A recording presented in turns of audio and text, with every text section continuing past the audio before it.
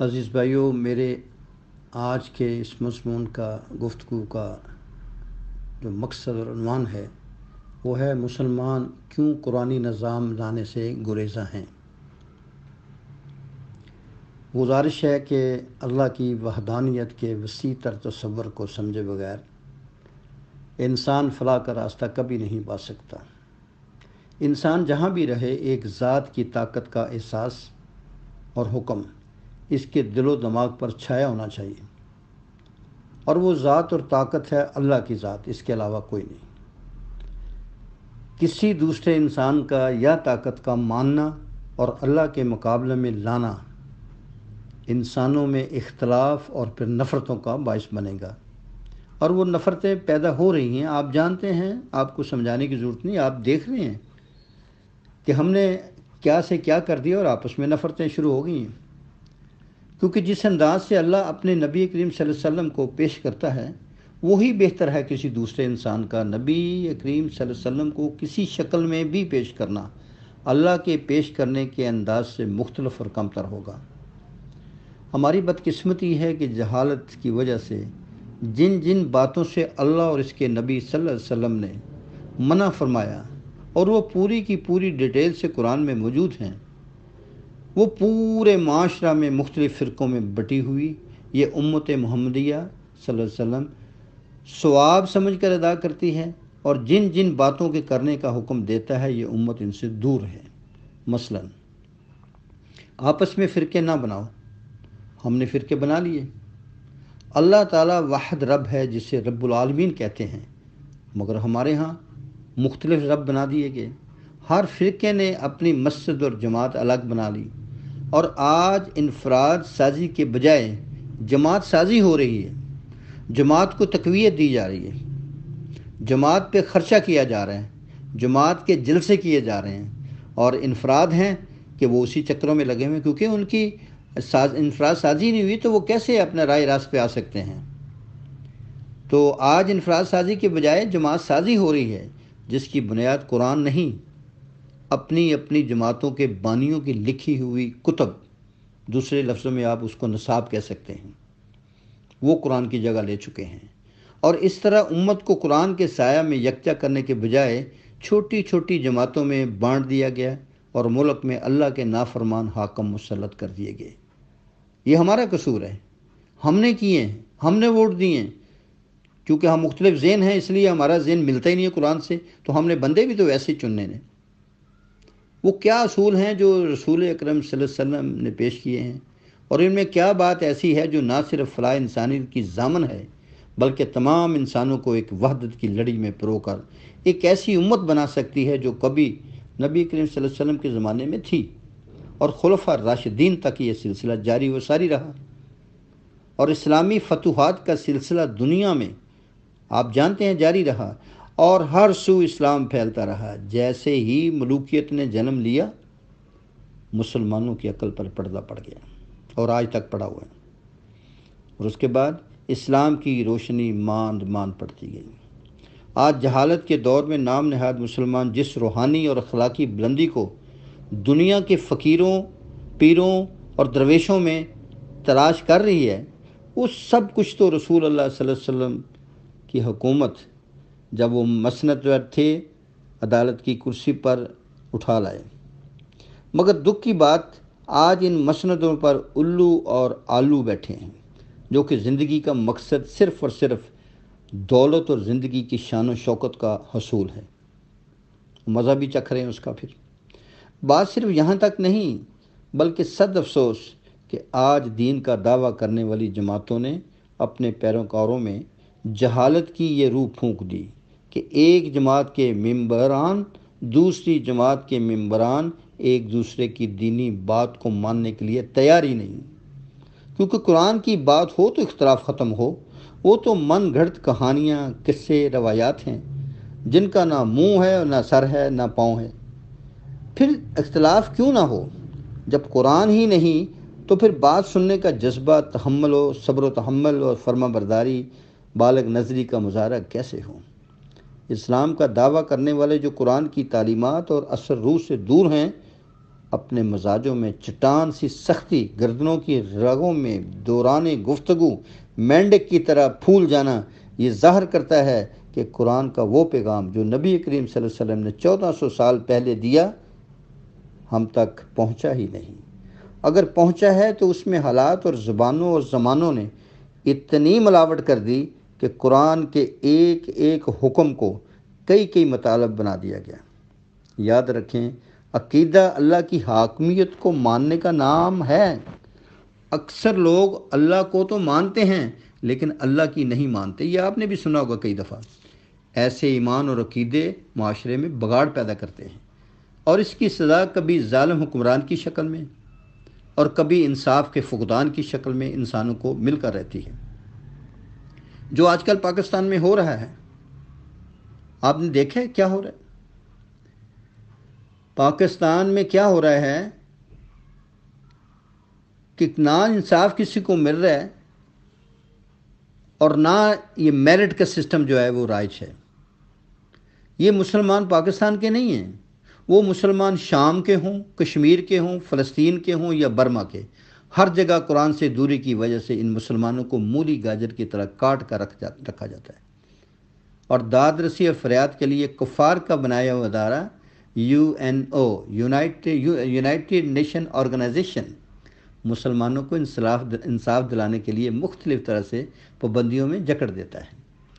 میں دنیا کے مسلمانوں سے ایک سوال کرتا ہوں، اور ان نام نہاد اسلامی جماعتوں سے سوال کرتا ہوں کہ کیا UNO کے بجائے UMO نہیں بنایا جا سکتا؟ یونائٹڈ مسلم آرگنائزیشن، اس کا ہیڈ کوارٹر مل کے بنا لیں، مکے میں بنا لیں، سعودیہ کی کسی شہر میں بنا لیں، پاکستان کے کسی شہر میں بنا لیں، اس پہ کوئی دو رائے نہیں، کوئی بھی ایک اپنے مل جل کر ایک جگہ بنا سکتے ہیں، لیکن ہونا UMO ہی چاہیے مسلمانوں کے لیے، وہی صحیح ریپریزنٹیٹیو ہوگا، جہاں سے قرآن کی روشنی میں بنائے ہوئے قوانین پوری دنیا کے مسلمانوں کے لیے واجب الاحترام ہوں اور قابل تقلید ہوں۔ اس طرح ایک طرف ہر ملک میں بنائے ہوئے فرقوں کا خاتمہ، اور اکثر بنائی ہوئی مساجد، میں تو کہوں گا یہ مساجد جو ہیں یہ مسجد زرار کا نقشہ پیش کر رہی ہیں، اور ہر مسجد میں قرآن کی روشنی میں ایک ہی آواز پر سب مسلمان لبیک اور آمین کہیں۔ اب غور فرمائیں سورہ انعام کی آیت نمبر 91 پر اللہ تعالیٰ کیا فرما رہے ہیں۔ ان لوگوں نے اللہ کا بہت غلط اندازہ لگایا ہے، اللہ کو پہچانتے بھی ہیں پھر اس کی شریعت کو نافذ بھی نہیں کرتے، نہ اللہ کو اپنے تمام معاملات میں حاکم بناتے ہیں۔ ایسا معاشرہ ہر قسم کی برائیوں سے بھر جاتا ہے، جیسے کہ پاکستان میں نظر آتا ہے۔ فاسق عقیدہ کی وجہ سے آج کا مسلمان پریشان حال، مفلس، اور سمجھ میں نہیں آتا کہ اسلام کے اس مقدس قافلہ میں جو مکہ سے مدینہ ہجرت کر کے آیا، کون کون داخل ہوا جس نے اسلام کا حلیہ ہی بگاڑ کر رکھ دیا۔ ایسے لگتا ہے کہ آج ہر جماعت اپنا خدا آپ بنی بیٹھی ہے۔ اعتدال پسندی سے اور قرآن کی روشنی میں ہم ایک دوسرے کے قریب آ سکتے ہیں۔ یہ قرآن کا دعویٰ ہے، یہ اللہ کا دعویٰ ہے۔ اللہ تعالیٰ مسلمانوں کو فرقوں اور مسلکوں کی تباہ کاریوں سے محفوظ فرمائے۔ آج جتنی بھی جماعتیں دینی یا سیاسی ملک و قوم کے لیے کام کر رہی ہیں، سب کی سب قرآنی احکامات سے 100% خود کو مسلمان ثابت نہیں کر سکتی۔ کہیں نہ کہیں عقیدے میں ملاوٹ کا عنصر موجود ہے جو ایک دوسرے سے فاصلہ رکھنے پر مجبور کرتا ہے۔ یہ ہماری قوم پاکستانی ایسی ہے کہ کرونا کی وجہ سے فاصلہ رکھ لیں تو رکھ لیں، لیکن یہ آپس میں مصیبت یہ ہے کہ اسے بھی بیماری سمجھتے ہیں کہ ایک مسلمان کے ساتھ مت جوڑو، دور اس کے اندر بھی فاصلہ رکھو، جبکہ مسلمان کو تو اللہ نے کہا ہے مسلمان کا بھائی ہے۔ استغفر اللہ۔ اس کا ثبوت معاشرے میں بڑھتی ہوئی بے چینی، مفلسی، لاقانونیت اور ظالم اور کرپٹ حکمرانوں کا کھلم کھلا غیر قرآنی اصولوں کو جمہوریت کے نام پہ مسلمانوں پر لاگو کرنا ہی کافی ہے۔ پاکستان دوسرے اسلامی معاشرے کی طرح طاغوتی طاقتوں کی زد میں ہے، اور خیر کی بات کہیں نظر نہیں آتی۔ لوگ طاغوت کے زیر اثر خلاف شریعت کام بھی کرتے ہیں اور خیال کرتے ہیں کہ وہ ہدایت پر ہیں۔ سورہ اعراف کا یہ ترجمہ ہے۔ ان طاغوتی طاقتوں کا مقابلہ صرف اور صرف وہی مسلمان کر سکتے ہیں جو قرآن کی روشنی میں ایمان خالص رکھتے ہوں۔ اس قوم کی سلامتی اور بقا کا صرف اور صرف ایک ہی حل ہے کہ موجودہ اپنی روش سے ہٹ کر قرآن کا دامن تھام لیں اور کفار کے امپورٹڈ نظام جمہوریت کے بجائے اللہ کے نبی صلی اللہ علیہ وسلم کا لایا ہوا نظام خلافت کو لاگو کیا جائے۔ میری گزارش ہے علماء کرام سے، میری جماعت اسلامی کے خاص کر امیر سراج الحق صاحب سے گزارش ہے کہ اس کا علم پکڑیں، اکٹھا کریں لوگوں کو اسلام۔ میری ایک دفعہ میٹنگ ہوئی ہے، میں کراچی ایئرپورٹ ایک میٹنگ پہ جا رہا تھا تو اتفاق سے مجھے مل گئے وہ طاہر القادری صاحب وہاں پہ، یہ کافی پرانی بات ہے۔ میں نے ان سے ہاتھ باندھ کے گزارش کیا کہ حضرت جی آپ کی زبان میں بڑی مٹھاس ہے، آپ کا علم سمندر کی طرح ہے، خدا را اس پوری قوم کو قرآن کے نام پہ اکٹھا کر دیں۔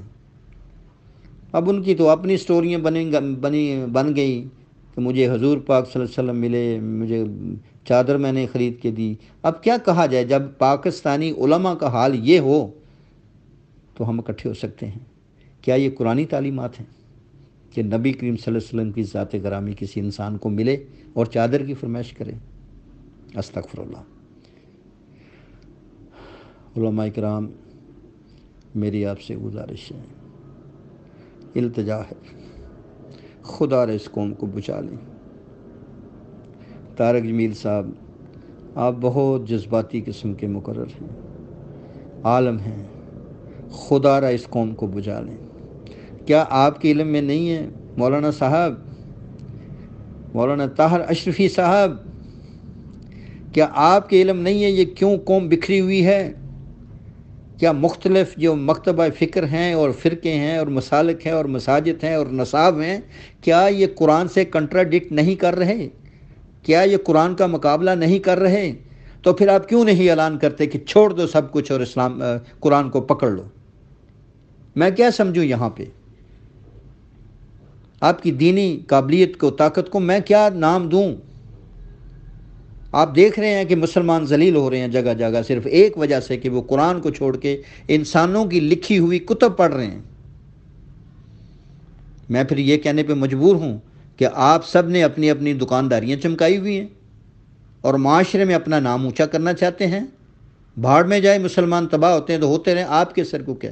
ایک وہ دیکھیں مولانا، اب کیا میں ان کا بار بار میرے زبان پہ اور ایک لفظ آ رہا ہے، ان کا نام میں بھول جاتا ہوں، مولانا فضل الرحمان صاحب، کیا کر رہے ہیں تماشا آج کل؟ یہ کن کے ساتھ ملے ہوئے ہیں جنہوں نے 70 سال میں قوم کی یہ حالت کر دی ہے؟ وہ خود بھی قرآن سے دور تھے اور اب عوام کو یہ تاثر دیا جا رہا ہے مولانا صاحب کہ یہ جماعتیں ٹھیک ہیں۔ نہیں کریں ایسا۔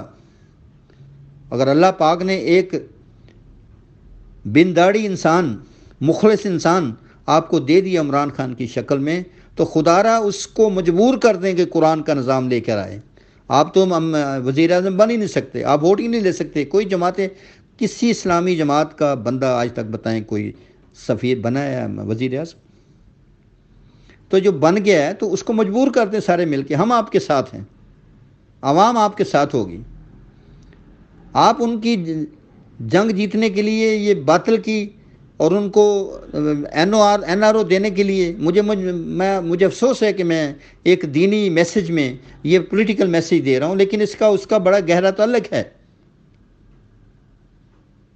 کیونکہ جب دین سیاست سے جدا ہوتا ہے تو کیا بن جاتا ہے آپ کو پتہ ہے، سارا کچھ معاملہ ہی سارا اس کو گچا بھی کہتے ہیں، معاملہ سارا گڑبڑ ہو جاتا ہے۔ تو میری گزارش ہے کہ مان لیں کہ واقع ہی ہم نے یہ غلطی ہے اور قرآن ہی ہمیں بچا سکتا ہے، قرآن ہی ہمیں ایک کر سکتا ہے، نہیں تو آج تک ہو چکے ہوتے۔ 1400 سال سے کیوں نہیں ہوئے؟ یہ ملوک کے زمانے میں مسلمان کیوں ٹوٹے بکھرے ہو گئے کہ ان کو بکھر گئے ہیں، تسبیح کے دانتوں کے ٹوٹ گئے ہیں، یہ تسبیح کے دانوں کی طرح۔ ان کو اکٹھا کیجئے مولانا، چھوڑ دیں یہ محفلیں، چھوڑ دیں یہ جلسے، یہ کسی کام نہیں آئیں گے، یہ آپ کو زمانے میں بھی رسوا کریں گے اور آخرت میں بھی رسوا کریں گے، کیونکہ اس کا فیصلہ علامہ اقبال نے بھی کر دیا۔ آپ سے زیادہ قابل تھے، مجھ سے زیادہ قابل تھے، اور ایک عالمی سطح کے شاعر تھے کہ زمانے میں کیا ہوا، وہ زمانے میں معزز تھے مسلمان ہو کے، اور تم خوار ہوئے تار کے قرآن ہو کے۔ اللہ حافظ۔